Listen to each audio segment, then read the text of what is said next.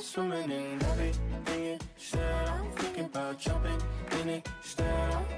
Assalamualaikum warahmatullahi wabarakatuh.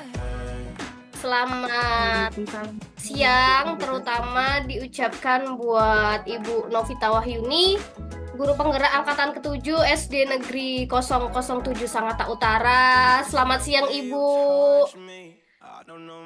Selamat siang. Kenalkan, Ibu, kami dari mahasiswa PPG calon guru Universitas Majalengka, gelombang kedua. Saya Dias Fitri Febriani, dan ini ada kedua teman saya, Fariska Nurul dan Nur Safitri. Terus pada kesempatan hari ini, Ibu, kita mau ngadain bincang-bincang nih, ngobrol-ngobrol seputar pembelajaran berdiferensiasi nih.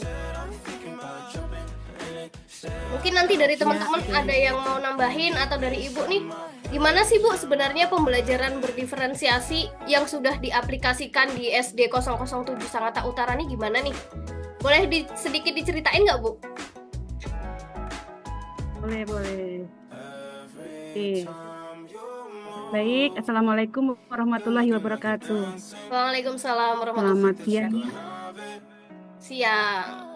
Semoga alhamdulillah kita bisa dipertemukan dalam tatap maya pada kesempatan siang hari ini. Semoga kita semua sehat. Amin. Kita semua dalam belajar menambah ilmu. Semoga apa yang kita perjuangkan dalam belajar ini semoga bermanfaat ke depannya dan menjadi berkah ilmunya. Pertama kali saya mau perkenalkan diri dulu. Saya adalah Ibu Novita Wahyuni. Saya guru PJOK, guru olahraga di SD 007 Sangatta Utara. Saat ini saya mengajar kelas 1 dan mengajar juga kelas 1 dan kelas 2. Saya merupakan lulusan guru penggerak angkatan 7. Kemudian saya juga baru saja selesai mengikuti pendidikan kompetensi guru PKG PJOK, dan saat ini sedang mendapatkan tugas untuk sebagai fasilitator diseminasi PKG PJOK. Baik, ini tadi pertanyaannya bagaimana penerapan pembelajaran berdiferensiasi di SD 07 ya. Jadi begini, pembelajaran berdiferensiasi itu kan pembelajaran yang melihat keunikan dari peserta didik. Jadi peserta didik itu kan ada berbagai macam tipenya, karakternya berbeda-beda. Ada yang mungkin kalau kelas 1 ada yang pemalu, ada yang saya diri, ada yang hiperaktif itu kalau di kelas 1. Ada yang masih tergantung sama orang tuanya seperti itu. Kemudian ada juga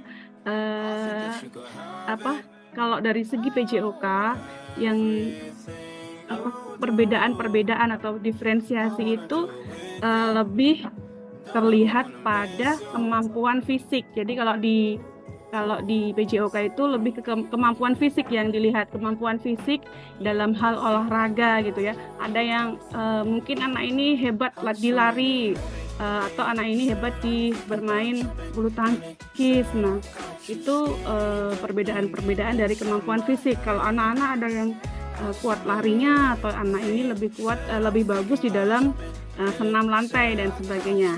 Jadi itu juga merupakan beberapa ciri-ciri dari diferensiasi.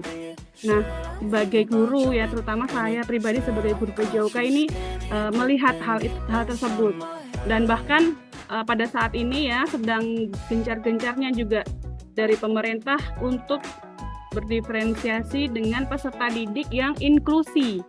Inklusi itu adalah peserta didik yang mempunyai kekurangan ya. Kalau dibilang itu disabilitas mungkin belum ya. Kalau dibilang itu disabilitas itu mungkin belum, tetapi anak ini ada kecenderungan terhadap misalnya dia terlalu egois atau belum bisa mandiri. Kadang teman-teman yang seperti itu, murid-murid yang seperti itu tuh berbeda dari temannya. Kita juga sebagai guru PJOK juga harus melihat perbedaan itu. Kita tidak boleh mengabaikan, sudahlah biar aja, itu kan tidak boleh. Karena setiap hak dari peserta didik adalah mendapatkan pembelajaran yang sama dengan peserta didik yang lain. Jadi untuk prakteknya di dalam pembelajaran di sekolah itu, yang pertama harus dilakukan pada awal tahun pembelajaran adalah melakukan assessment diagnostik ya, assessment diagnostik. Ketika anak masuk mendaftar gitu di sekolah, mendaftar itu kan sudah bisa dilihat nih kemampuan membacanya, walaupun di situ bukan tes baca yang rumit ya, misalnya hanya menggabungkan satu kata, itu sudah terlihat itu kemampuan itu. Kemudian kemampuan menyambung garis itu tuh di awal saat pendaftaran sudah dilihat oleh tim panitia penerimaan peserta didik gitu. Di situ ada yang mungkin anaknya yang agak lain-lain ini, maksudnya ada inklusi atau apa. Nah, ketika peserta didik dalam jumlah besar itu pasti bagian kesiswaan terutama itu akan misalnya kalau ada yang terlalu aktif gitu, jangan dijadikan satu kelas misalnya. Jadi istilahnya nanti guru wali kelasnya tidak terlalu keberatan dengan anak-anak tersebut. Nah, semua guru ya menjadikan asesmen diagnostik atau penilaian awal ini sebagai dasar dalam mengelompokkan karakteristik dari peserta didik seperti itu. Nah, setelah itu kalau ketika saya menerapkan kepada pembelajaran PJOK, akan diterapkan nih, ini anak yang kemampuan fisiknya ini sudah jago-jago, ini siapa saja itu harus diketahui. Kemudian ini yang di tengah-tengah nih, kemudian ini yang agak-agak kurang nih, yang larinya pun istilahnya lambat dan sebagainya.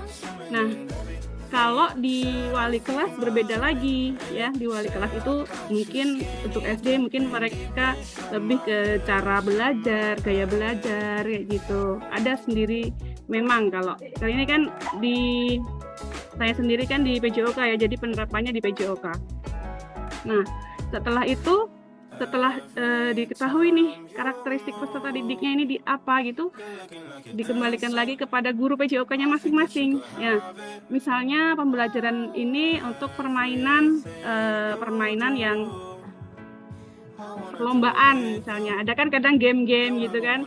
Nah, di situ guru tidak bisa memainkan misalnya ini yang jago-jago hebat semua dijadikan satu kelompok melawan yang kurang kemampuan fisiknya. Nah, itu kan akhirnya yang jelaslah yang kemampuan fisiknya bagus pasti dia lebih menang gitu. Jadi itu untuk keseru-seruannya dalam perlombaan itu game atau permainan itu dibagi. Jadi dalam satu kelompok itu heterogen gitu. Jadi ada yang kemampuannya lebih ini berapa orang, kemampuan sedang berapa orang dalam satu kelompok. Sehingga kalau misalnya lomba ataupun pertandingan permainan itu lebih seru bagi mereka. Tetapi terkadang kalau pembelajaran yang lain, misalnya pembelajaran yang permainannya lebih kayak misalnya sepak bola, kita gabungkannya beda lagi nih bikin kelompoknya. Nah, karena yang sudah skillnya, kemampuan fisiknya sudah bagus, nah dia akan lebih meningkat lagi jika ditandingkan dengan yang bagus. Dalam satu kelompok langsung nih, satu kelompok nih yang bagus-bagus ditandingkan memang. Jadi yang kurang-kurang istilahnya yang masih kemampuan dasar kita tandingkan dengan kemampuan dasar. Dengan begitu akan seimbang juga. Seperti itu bisa juga. Jadi tergantung dengan tujuan pembelajaran peserta didiknya mau dibikin apa gitu. Kakak-kakak semua, ada panggilannya apa ini? Panggilannya adik-adik. Panjang lebar, tapi udah ngena belum ya? Udah paham belum gambarannya ya? Kalau misalnya ini Bu, kan kalau di kebetulan yang di tempat saya PPL, kan sekarang masih masa PPL nih. Itu kan saya dapatnya juga di kelas 1 kelas 1. Terus ada anak yang kelahi terus. Itu treatmentnya tuh harus seperti apa sih? Secara kalau pandangan ibu sebagai guru PJOK nih, kalau misalnya ada anak yang jahil usil ke temannya, itu harus penanganannya itu seperti apa? Ya, memang dalam satu kelas itu biasanya ada yang anak yang hiperaktif, ada yang ngucil, ada yang spesial. Seperti itu pasti itu menjadi masalah bagi wali kelas. Penanganannya yang jelas, ini posisinya sebagai wali kelas ya. Sebagai wali kelas dalam satu kelas ada yang hiper, ada yang istilahnya nakal atau sering berkelahi gitu kan, istilahnya spesial gitulah istilahnya. Nah, yang perlu dilakukan adalah dengan berkoordinasi dengan orang tuanya. Koordinasi dengan orang tuanya, kemudian koordinasi juga dengan guru-guru yang lain mungkin, dan juga berkoordinasi dengan mata pelajaran lain ya dalam satu kelas itu. Misalnya ada guru agama, ada guru PJOK, diajak berkoordinasi bagaimana dengan anak ini, sehingga anak ini selalu dipantau oleh guru di situ, dan juga kepala sekolah juga diajak kita kan sering sharing sama kepala sekolah, ibu murid saya ini ada satu anak yang spesial, anak ini ada kecenderungan untuk suka berkelahi. Nah, jadi dengan kita berkolaborasi dengan teman-teman sejawat, berkolaborasi dengan kepala sekolah dan dengan orang tua, konsultasi dulu bagaimana bertemulah anak ini. Jika memang ada indikasi anak tersebut memang mungkin kecenderungan ABK ya, anak berkebutuhan khusus, itu bisa disarankan, bahkan disarankan wali kelas berhak memberi saran kepada orang tuanya, ibu mohon maaf, ini anak ini sekali-sekali bolehlah dibawa ke psikolog seperti itu, karena kan untuk menentukan anak ini ABK atau enggak kan kadang dilihat guru enggak bisa menjudge anak ini. Guru sebagai wali kelasnya tidak boleh, anak ini ya ABK bu, nggak bisa di sekolah kita ini karena kita bukan sekolah inklusi, ini anaknya harus SLB. Nggak bisa, wali kelas nggak bisa seperti itu, tetapi harus berdasar dengan penelitian yang diberikan, yang sudah diteliti oleh seorang psikolog seperti itu. Jadi yang paling penting jika ada anak yang benar-benar suka berkelahi, yaitu dengan berkolaborasi dengan teman sejawat, atasan, dan juga dengan yang paling penting dengan orang tua siswa itu tersebut, kayak gitu. Kalau misalnya Bu, kan itu kurikulum Merdeka yang saat ini ya, itu kan lagi diagung-agungkan nih, pembelajaran berdiferensiasi, terus harus pembelajaran yang memerdekakan siswa, benar-benar melihat karakteristiknya. Itu kalau pengaplikasiannya di SD 007 Sangatta Utara itu ada kendala nggak Bu? Kira-kira ada kendala? Ya, memang untuk pembelajaran berdiferensiasi ini agak sulit diterapkan di kelas yang kecil. Jadi proses diferensiasi pembelajaran berdiferensiasi itu tidak bisa per satu anak atau dengan jumlah yang detail ya. Kalau di dalam kelas-kelas fase A gitu, mereka diferensiasinya lebih ke satu kelompok yang jumlahnya agak besar gitu. Karena kalau misalnya satu-satu agak berat memang ya, dengan jumlah peserta didik yang satu kelas itu sekitar 28, kemudian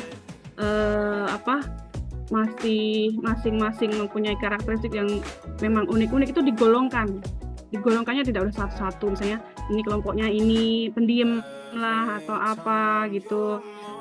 Kemudian pembelajaran juga karena di fase A ini lebih kepada penerapan pendidikan karakter ya, jadi belum bisa teori-teori pembelajaran berdiferensiasi itu bisa dilaksanakan 100% di fase kecil. Di fase A atau mungkin fase B itu masih agak berat. Pembelajaran berdiferensiasi itu bisa maksimal dilakukan di fase yang sudah tinggi, di anak SMP atau anak SMA yang untuk pengelolaan kelasnya aja sudah, kalau di fase A sudah menghabiskan waktu ya, harus banyak trik untuk bisa mengelola satu kelas anak itu bisa mendengarkan itu sudah luar biasa.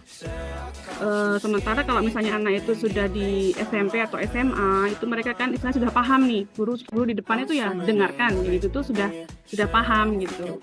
Jadi dengan pengelolaan kelas yang lebih gampang, maksudnya tidak memikirkan bagaimana rumitnya pengelolaan kelas seperti di kelas 1, mungkin pelaksanaan pembelajaran berdiferensiasi itu bisa lebih maksimal di kelas tinggi dibanding dengan pelaksanaannya di kelas yang rendah.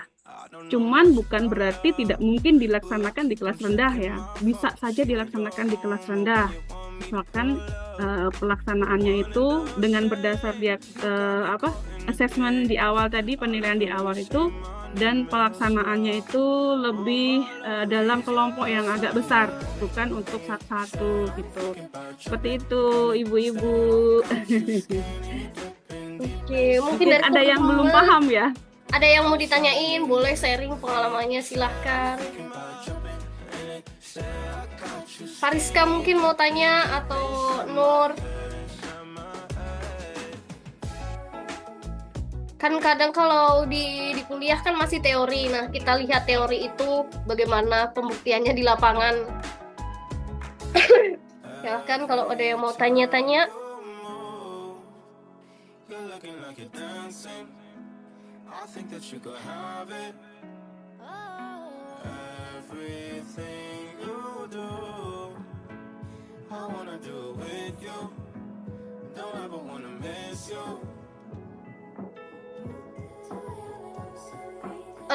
Ibu Novi, kalau soal ini kan siswa itu, peserta didik itu kan ada yang audio visual, kinestetik. Nah, itu kalau misalnya sarana dan prasarana di SD itu sudah mendukung belum sih untuk memfasilitasi perbedaan dari siswa itu? Baik, itu berarti dari gaya belajar ya. Gaya belajar siswa itu ada yang audio visual atau kinestetik. Itu untuk di SD 07 Sangatta Utara, fasilitasnya bisa dibilang sangat memadai. Dalam satu rombel di sekolah kami, misalnya saat kelas 1 nih ada 4 kelas ya. Kelas 1 ada 1A, 1B, dan 1A, 1B, 1C, 1D. Dalam satu rombel itu ada Smart TV. Smart TV itu jadi papan tulis digital. Ya, jadi sangat membantu sekali itu untuk anak-anak yang audio visual. Bahkan kinestetik pun sebelum kinestetik itu gerak ya, yang selalu bergerak. Sebelum melakukan gerak, biasanya kita setelkan itu mungkin video pembelajaran yang menarik langsung dari YouTube dengan layar sentuh seperti itu. Jadi memang sudah, ini baru 1 bulan terakhir baru dipasang di kelas. Jadi sebelumnya kan menggunakan infocus sama proyektor sama laptop seperti itu ya. Kalau sekarang kita tinggal bawa flash disk, masukkan di situ bahan materi apa sudah masuk di situ. Jadi layarnya kan lebih lebar dan lebih jelas gitu ya. Kemudian speakernya, suaranya juga sudah lumayan lebar. Kemudian untuk lapangan itu sangat memenuhi sekali. Kemudian gedung-gedungnya juga sangat memadai ya, karena memang 1-2 tahun terakhir pembangunan untuk sekolah ini sangat luar biasa di Sangatta Utara. Umumnya ya, yang skala lebih besar lagi di Kutai Timur, karena termasuk Kutai Timur ini kabupaten dengan anggaran daerah yang lumayan paling tinggi di Indonesia ini. Mungkin jadi untuk anggaran pendidikan, alhamdulillah sarana prasarananya luar biasa sekali. Peralatan olahraga juga kami lengkap, lapangan lengkap, kemudian olahraga mungkin yang aset yang ada di dalam sekolah sendiri sudah lengkap. Nah, kemudian aset yang berada di sekitarnya itu untuk klub-klub olahraga juga sangat mendukung. Untuk gaya belajar, untuk pembelajaran berdiferensiasi berdasar gaya belajar, siswa itu sepertinya nggak ada masalah untuk ininya. sarana prasarananya aman. Komplit pokoknya. Jadi kalau dalam satu sekolah itu ada 6 kelas 1 sampai kelas 6 itu ya, yang dipasang di kelas itu, bukan, dia satu rombel itu dua TV, jadi masih 1A ada, 1B masih belum ada, 1C sudah ada TV-nya, seperti itu. Mungkin nanti tahun berikutnya mungkin sudah dipenuhi semua. Ada juga di aula pertemuan itu, ruang pertemuan juga ada, sudah terpasang smart TV-nya, sudah lengkap semua. Seperti itu, ibu-ibu. Bagaimana? Mau bermain ke Sangatta Utara? Mariska, Oke. mau tanya, Mariska mau tanya? Iya Ibu, mau tanya ini. Langsung Boleh. aja ya Bu. Suaranya terdengar jelas ya Bu ya? Ya, kedengaran. Ini izin bertanya Ibu terkait lingkungan belajar yang ada di SDN Sangatta Utara ya Bu ya. Terus bagaimana cara Ibu ataupun guru-guru yang ada di sana untuk menciptakan lingkungan belajar yang nyaman yang dapat menunjang proses pembelajaran? Seperti itu Bu.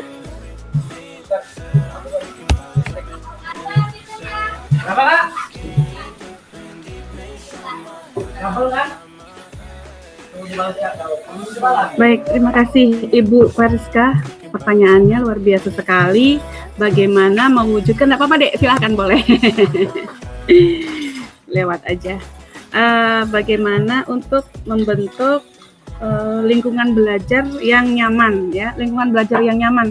Itu berarti caranya adalah dengan melaksanakan, kan ada pembelajaran itu ada intrakurikuler, ada ekstrakurikuler, dan ada kokurikuler gitu ya. Ibu-ibu semua pasti sudah paham akan itu semua. Jadi intra itu kan di dalam pembelajaran, ekstra itu bisa di ekskul ya, disebut ekskul, sementara kokurikuler itu berada adalah pembiasaan positif. Siapa lagi nih?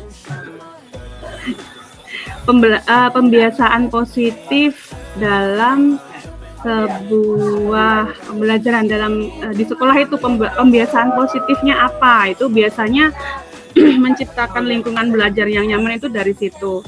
Itu sangat berpengaruh sekali ya, mendukung sekali di dalam penciptaan lingkungan belajar itu dengan kokurikuler. Salah satu contohnya adalah yang dilakukan oleh SD 07 Sangatta Utara, salah satunya dengan 5S ya. Jadi guru-guru ini mendapatkan piket 5S, yaitu dari Senin sampai dengan hari Jumat kan, pertemuannya tatap mukanya 5 hari.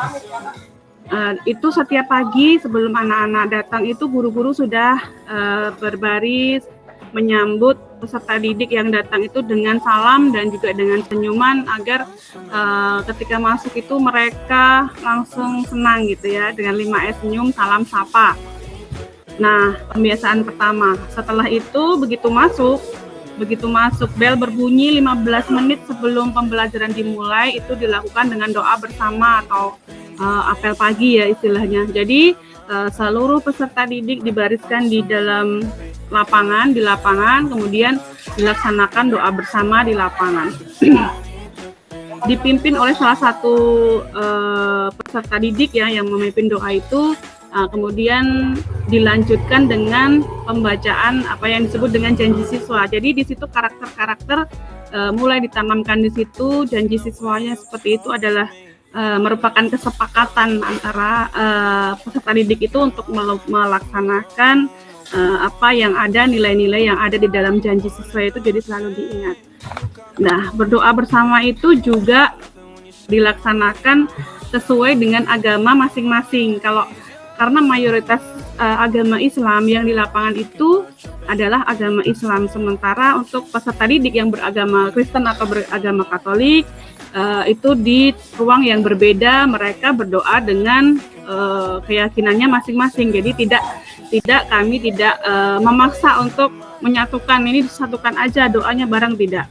Jadi yang kami pakai adalah berdoa dengan cara yang Islami, dengan membaca ayat surah-surah pendek seperti itu baru kita berdoa. Itu sekitar 15 menit. Jadi dari 7.15 kan kami masuknya 7.30 itu masuk kelas ya. Karena di sini kan 1 jam lebih awal. 7.15 itu sudah mulai berbunyi, 15 menit itu selesai berdoa, kemudian masuk kelas. Pada hari-hari tertentu, kurikulernya hari Jumat itu setelah doa bersama, kemudian diadakan Jumat infak. Jumat infak ya. Jadi dipersiapkan kotak infak di depan peserta didik itu. Setelah berdoa, teman-teman peserta didik yang agamanya berbeda sudah mulai turun bergabung, kemudian ikut melaksanakan infak. Maaf, yang Kristen belum ikut sih, Jadi dipanggil 1A, siapa yang mau berinfak, seperti itu. Jadi pembiasaan seperti itu masuk untuk kenyamanan lingkungan belajar. Setelah itu kami melaksanakan senam, kayak hari ini hari Jumat ya. Tadi senam, kemudian karena senam itu diberikan waktu 35 menit, sementara senam itu sekitar 15 menit sampai 20 menit itu sudah selesai. Nah, ada sedikit waktu sebelum masuk kelas itu melakukan operasi semut. Nah, karena kalau operasi semut sama-sama menjaga kebersihan, lingkungan pun menjadi bersih, maka untuk belajar pun menjadi nyaman. Itu juga menjadi salah satu cara untuk menciptakan lingkungan yang nyaman bagi peserta didik. Kemudian banyak sekali sebenarnya pendukung lain yang di dalam intrakurikulernya, di dalam pembelajarannya, kemudian di pas saat ekskul, justru ekskul itu kita lebih akrab kepada peserta didik karena lebih santai ya, tetapi karakternya juga malah lebih bisa masuk di situ. Ya, jadi peserta didik ini merasa nyaman dengan guru-guru ekskulnya, lebih dekat dengan guru ekskulnya terkadang daripada dengan wali kelasnya. Selain itu, ekskul selain itu adalah yang seperti kita sedang laksanakan pada saat ini adalah kurikulum merdeka. Di situ adalah P5 ya istilahnya ya, penguatan profil pelajar Pancasila itu ya, proyek penguatan profil pelajar Pancasila ya kalau nggak salah. Nah di situ kan banyak sekali program-program yang sangat mendukung untuk menciptakan lingkungan belajar yang nyaman, yang enak. Nah itu juga nanti dengan begitu kan karakternya terbentuk nih, karakter disiplin, karakter pekerja keras, mandiri, seperti yang 6 karakter yang ada di dalam kurikulum profil pelajar Pancasila itu. Ada berpikir kritis, bernalar masih agak lupa. Pokoknya ada kemandirian di situ. Nah, itu dengan menerapkan semua itu, kolaborasi semua dilaksanakan antara kurikuler pembiasaan positif, kemudian di intrakurikuler di dalam pembelajaran ataupun di dalam ekskul, itu semua kompak untuk menciptakan lingkungan belajar yang nyaman. Insya Allah peserta didik juga akan merasa nyaman dan semoga saja bisa menjadi kenyamanan mereka untuk belajar. Jadi seperti itu Ibu, siapa tadi? Seperti itu Ibu. Kira ada pertanyaan lagi? Yang lain ada yang mau tanya? Mungkin saya Bu, saya mau bertanya. Tadi kan Ibu mengatakan bahwa melibatkan orang tua sebagai salah satu solusi dari kendala-kendala yang ada. Nah, apakah seluruh orang tua wali murid itu dapat diajak bekerja sama dalam hal tersebut, atau ada beberapa orang tua yang enggan diajak kerjasama tersebut? Seperti itu. Ya. Baik Ibu Nur Safitri, ya. Ibu Nur sebelumnya sudah mulai mengajar di jenjang apa? Dulu ikut KM Bu, tetapi saya dulu pernah kejadian juga seperti ini. Nah makanya bertanya. Nah dulu tuh ada orang tua yang enggan mengikuti diajak kerjasama gitu loh Bu. Jadi kadang susah. Jadi sebagai guru pun juga bingung harus seperti apa. Iya. Oke, memang jadi tadi kan pertanyaannya tadi ketika ada seorang anak yang spesial ya, dari itu spesialnya dia suka berkelahi, spesialis. Nah, salah satu solusinya adalah dengan mengajak orang tua dari si anak itu untuk dibahas bareng di situ. Nah, sementara ini secara global ya, jadi mungkin permasalahan secara global gitu ya. Orang tua ini bagaimana sih keaktifan berpartisipasinya? Nah, di sekolah saya sendiri ketika penerimaan siswa baru di kelas 1 ya, otomatis ketika kelas 1 itu orang tuanya masih sangat antusias sekali untuk pendidikan anaknya ya, karena anaknya kan masih belum mandiri ya, jelas sebentar-sebentar anak itu orang tua itu masih ke sekolah. Nah, di awal pembelajaran orang tua ini dikumpulkan untuk membentuk sebuah organisasi ya di bawah naungan komite kelas ya, komite sekolah itu untuk satu sekolah. Jadi isinya tuh satu sekolah itu ada komite sekolah. Sementara untuk satu kelas sendiri nanti dibentuk sendiri, ada kelompoknya khusus untuk orang tua satu kelas. Itu ada komite kelas. Jadi ada 2 sebenarnya. Nah, komite kelas ini untuk mengurusi secara keseluruhan kegiatan-kegiatan yang secara global gitu kan, secara besar gitu. Misalnya kalau di sekolah kami dengan pada saat perpisahan siswa itu yang menghandle adalah komite sekolah gitu yang terdiri dari orang tua peserta didik. Tetapi kalau komite kelas, jadi kelas 1A ya, komite kelas 1A itu bergabung di situ. Jadi melalui ketua komite kan ada pengurusnya, ada ketua, ada wakil, ada bendahara, ada sekretaris. Jadi melalui ketua ataupun sekarang kan sudah bisa menggunakan WA group kayak gitu ya. Jadi di kelas 1, kelas 2 terutama fase A ini sangat di grup ini sangat aktif. Jadi kolaborasi antara wali kelas dengan orang tua itu sangat aktif di sini. Jadi menurut saya untuk kolaborasi dengan orang tua itu tergantung bagaimana kita mendekati mereka.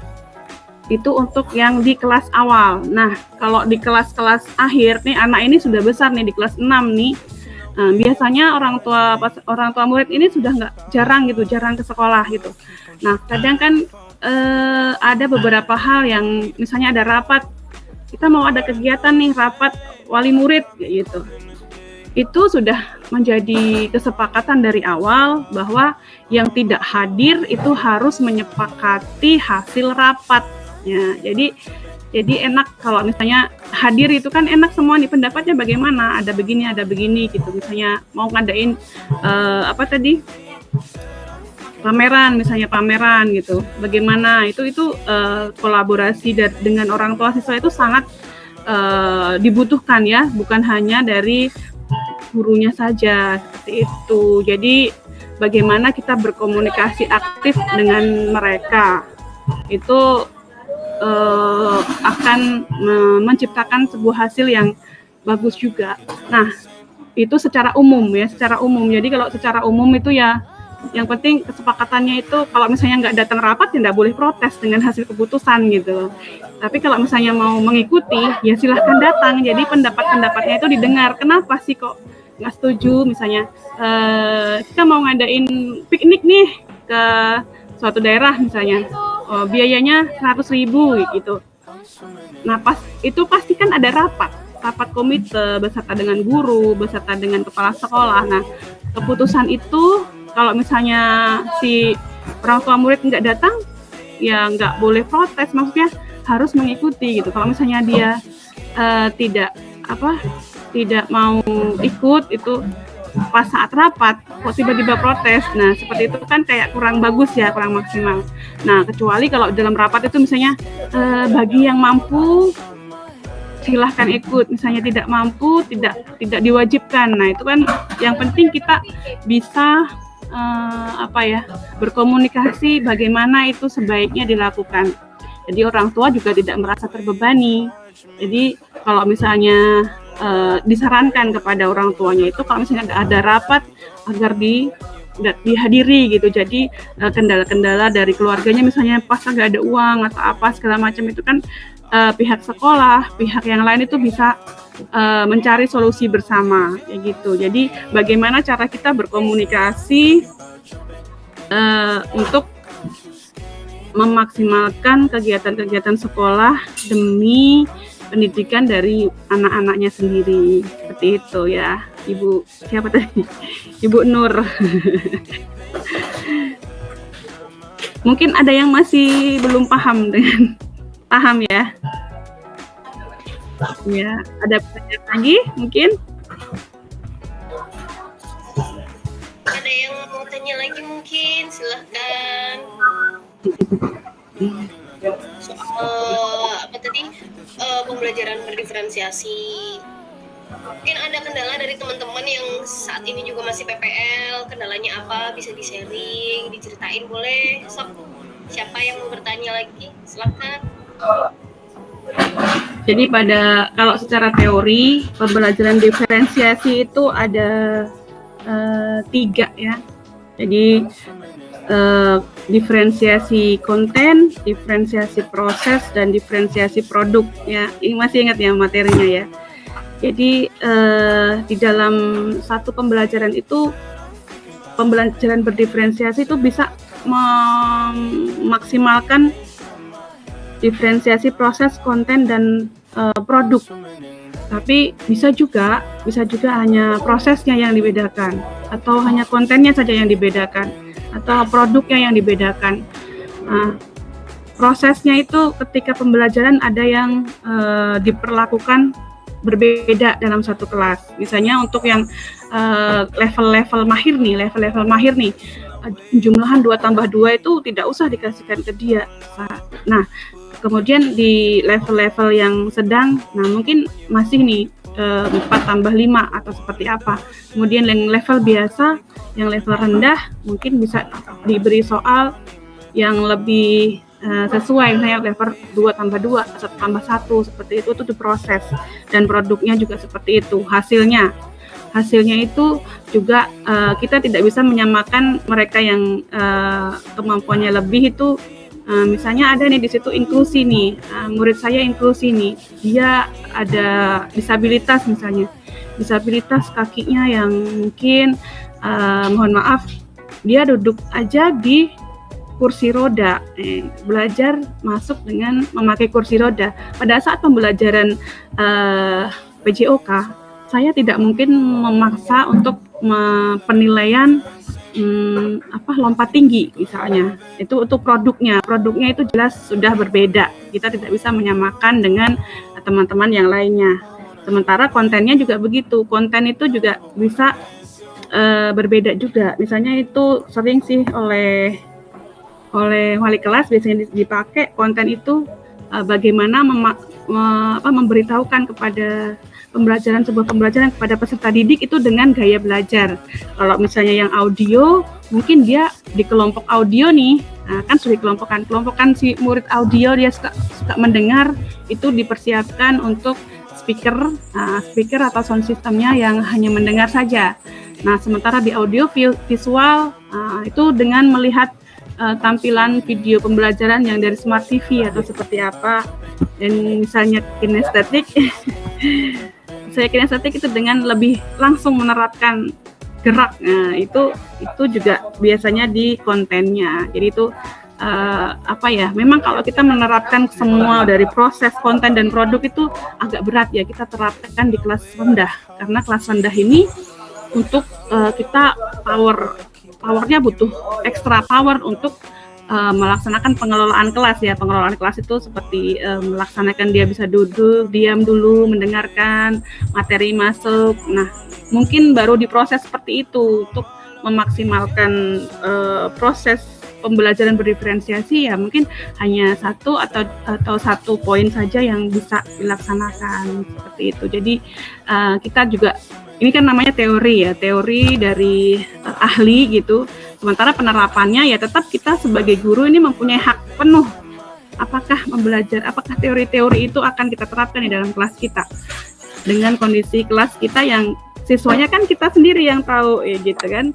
Boleh saja kita mengambil sesuai dengan kebutuhan dari kita masing-masing gitu. Sekarang juga itulah yang disebut dengan merdeka mengajar ya. Jadi kita tidak terbebani dengan harus ini, harus itu, tapi semua dikembalikan kepada guru. Nah, gurunya mau gimana nih untuk pembelajaran di dalam kelas kita masing-masing. Gitu Ibu-ibu.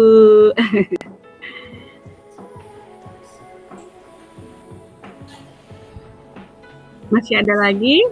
Mau ditambahkan? Baik Ibu, izin bertanya. Sebelumnya perkenalkan, saya Nidia Maulina Ibu. Saya ingin bertanya Bu, tadi kan kata Ibu untuk menerapkan pembelajaran berdiferensiasi di kelas rendah itu agak sedikit lebih sulit ya Bu. Kira-kira Bu, berdasarkan pengalaman Ibu, berdiferensiasi dalam bidang apa Bu? Biasanya yang lebih mudah diterapkan di kelas rendah itu Bu. Terima kasih Ibu. Terima kasih. Biasanya di konten semuanya bisa sih diterapkan ya. Diterapkan di proses bisa, di konten bisa, di produk juga bisa. Tergantung dari tujuan pembelajaran itu sendiri dan bagaimana karakteristik dari peserta didiknya itu. Nah, kalau misalnya saya pembelajarannya itu lebih banyak di diferensiasi konten dan produk. Ketika materi yang sama, ya materinya sama nih, misalnya menendang bola seperti itu ya, menendang bola gitu. Kemudian ketika proses itu sudah saya bedakan nih prosesnya. Dari yang kemampuan fisiknya bagus menendang bolanya, saya kasih jarak yang agak panjang nih, mungkin sekitar 7 meter atau 8 meter. Untuk yang kemampuannya sedang, saya kasih 5 meter deh kemampuan menendangnya. Sementara di level yang rendah itu di 3 meter deh menendangnya. Jadi itu proses pembelajaran berdiferensiasi yang salah satunya yang sangat mudah diterapkan. Dan itu kalau misalnya wali kelas juga sudah lebih paham mereka karena peserta didiknya kan hanya itu saja ya. 28 anak nih dilihat terus. Sementara kalau untuk mata pelajaran sekali dalam satu hari itu bisa bertemu dengan 70-an peserta didik karena ada 3 kelas yang diajar.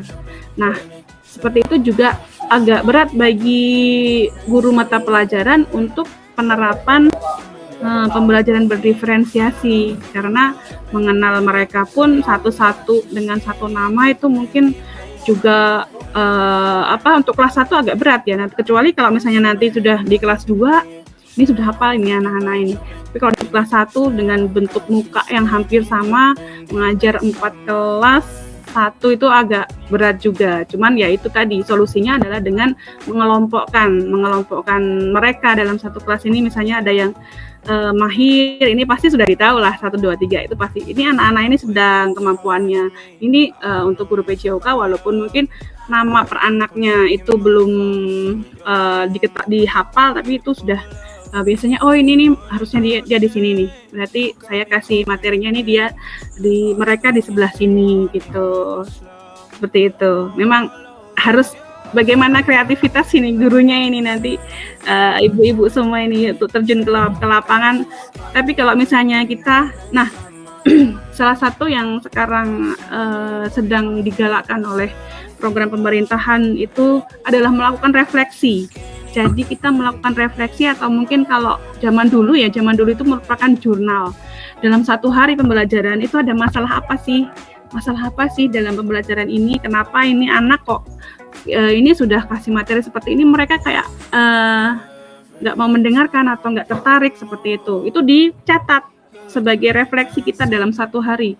Oh berarti saya untuk hari berikutnya harus membuat program-program yang lebih menarik dengan bisa memakai alat peraga yang lebih menarik, mencari video-video pembelajaran yang menarik sehingga peserta didik ini senang. Nah, kita juga bisa menyelipkan ice breaking yang membuat mood naik kayak gitu, mereka senang. Kemudian refleksi juga tidak hanya dilakukan oleh guru, tetapi saat mau penutupan dari satu pembelajaran itu kita refleksi bersama ini muridnya kelas 1 ini, biasanya kelas 1.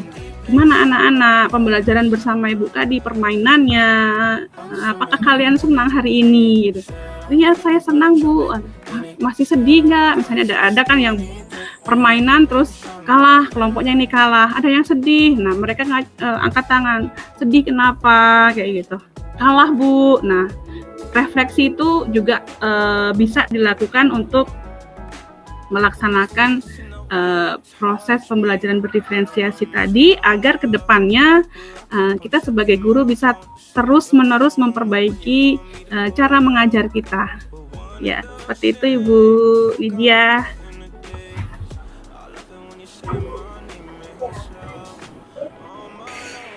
Oke, baik. Terima kasih Ibu Novi atas pemaparan serta bincang-bincang santainya. Ada lagi yang mau ditanyakan teman-teman nih? Dari teman-teman? Sudah cukup ya? Nanti siapa tahu mau ada pertanyaan, boleh nanti dibagi nomor HP-nya. Siapa tahu sharing, atau siapa tahu teman-teman mau main-main ke Sangatta Utara, boleh. Dekat sekali. Tapi ini ya Bu ya, kalau untuk yang tadi di awal sempat membahas tentang sarana prasarana ya, memang ini ya, maksudnya itu aja satu kelas kelas satunya ada 4 rombel dengan fasilitas yang sudah sebulan terakhir dipasang smart TV ya. Itu termasuk ini ya, cepat banget ya. Iya. Ini berarti jadi seluruh Kutai Timur ya. Kutai Timur itu wilayahnya sangat luas dan bahkan mungkin ada yang di pelosok-pelosok pedalaman di dalam kelapa sawit gitu ya. Menggambarkan sedikit wilayah Kutai Timur itu untuk di kotanya ya. Kebetulan saya berada di kota, itu memang aksesnya lumayan nyaman ya, dengan akses internet memadai, wifi itu juga enak. Nah, sementara di kecamatan lain itu ada yang bisa dibilang masih banyak yang daerah tertinggal atau istilahnya pelosok sekali gitu. Bahkan untuk akses internet itu masih jarang. Tetapi untuk sekolah-sekolah itu gedung-gedungnya sudah dibangun dengan lumayan bagus lah, walaupun ada yang masih bangunan dari bahan kayu, itu pun kayunya sudah kayu yang bagus gitu. Sarana prasarananya insya Allah lengkap ya. Sementara ini di pelosok-pelosok lagi sedang dilaksanakan program untuk internet gratis. Jadi yang di pedalaman-pedalaman itu masih proses sampai saat ini, mendirikan menara-menara antena ya, istilahnya antena untuk pelaksanaan internet gratis itu. Kemudian juga karena kan zaman sekarang kan semuanya serba online ya, seperti kita ini kan, kita Zoom, enak kalau misalnya tadi memang ada yang suka hilang-hilang sinyalnya. Nah, kalau di Kutai Timur seperti itu. Kadang mau mengikuti sebuah program yang sering Zoom, itu harus naik ke gunung. Ya, itu biasa sih di daerah tertentu, harus naik ke gunung dulu mengikuti Zoom agar mendapatkan sinyal. Itu pun kadang tanpa bisa menyalakan kamera karena untuk memperkuat sinyalnya kayak gitu. Jadi untuk sarana prasarana Kutai Timur, terutama Sangatta Utara sudah lengkap ya. Tetapi jika kita melihat di daerah-daerah pedalaman, itu masih banyak kendala untuk masuk ke sana.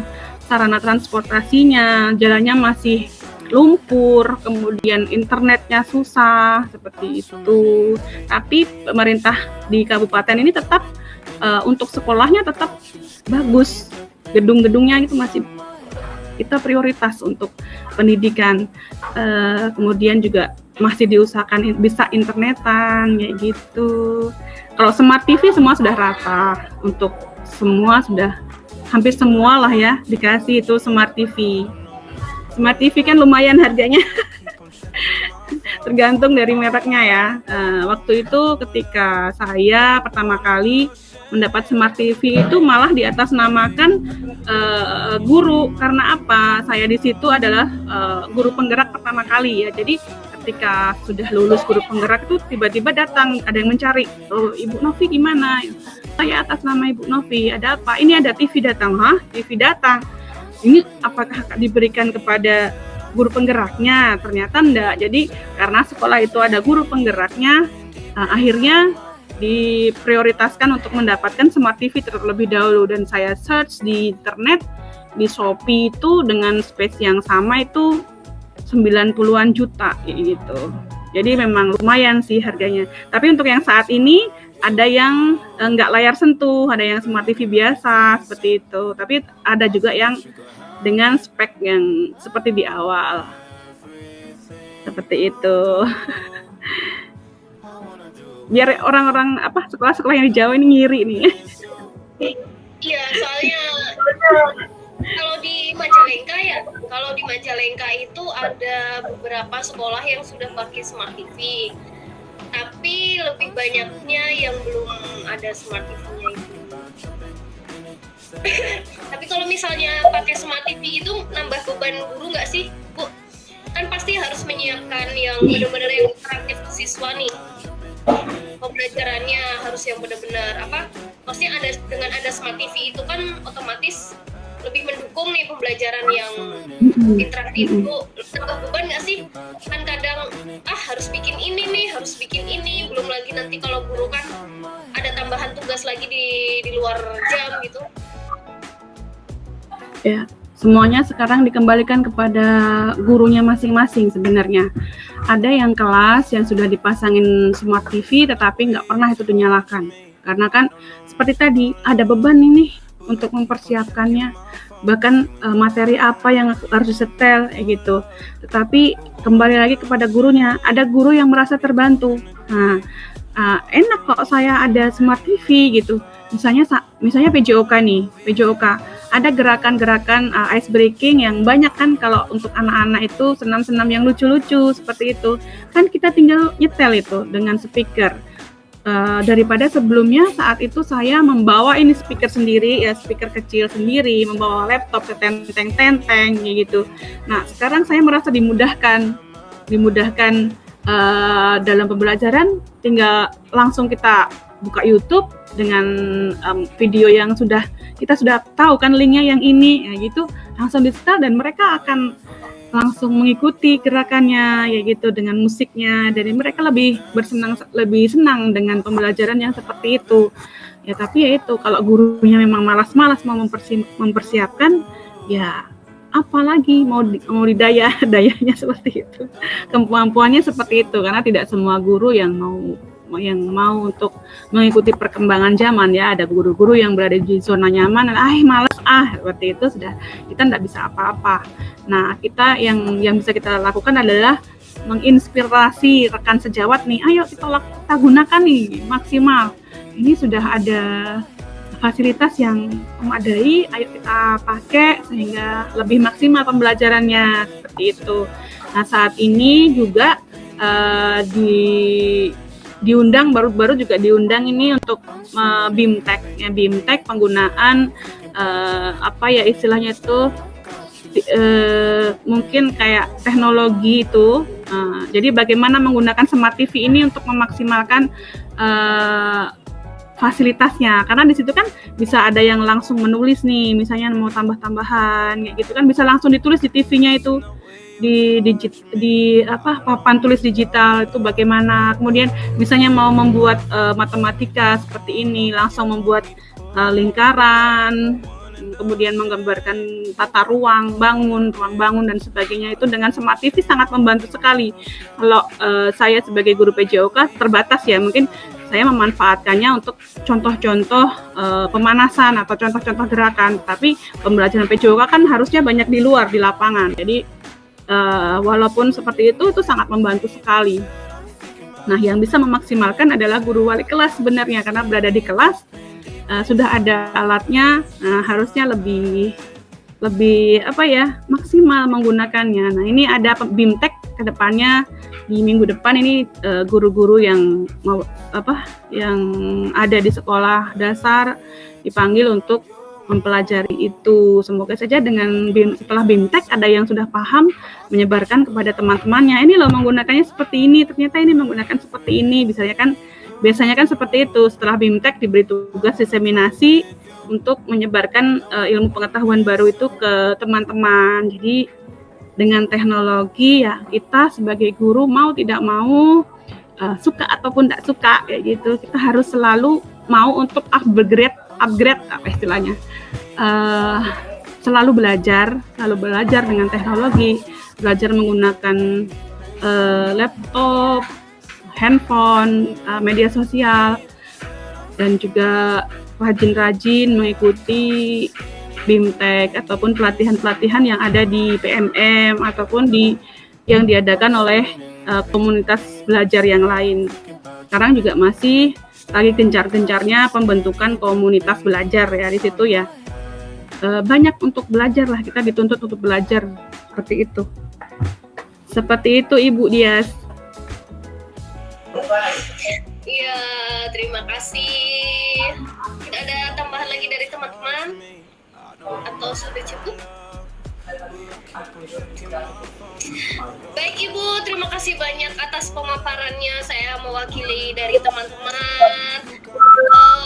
Mohon maaf mengganggu waktunya Ibu, dan terima kasih banyak sudah memberikan sedikit pengalaman bagaimana pengaplikasian pembelajaran diferensiasi di SD 007 Sangatta Utara, terutama di mata pelajaran PJOK Ibu. Seperti itu. Terima kasih. Saya tutup ya Ibu. Terima kasih banyak buat teman-teman juga yang sudah hadir. Saya tutup. Kurang lebihnya mohon maaf. Assalamualaikum warahmatullahi wabarakatuh. Waalaikumsalam warahmatullahi wabarakatuh. Tetap semangat belajar. Semangat.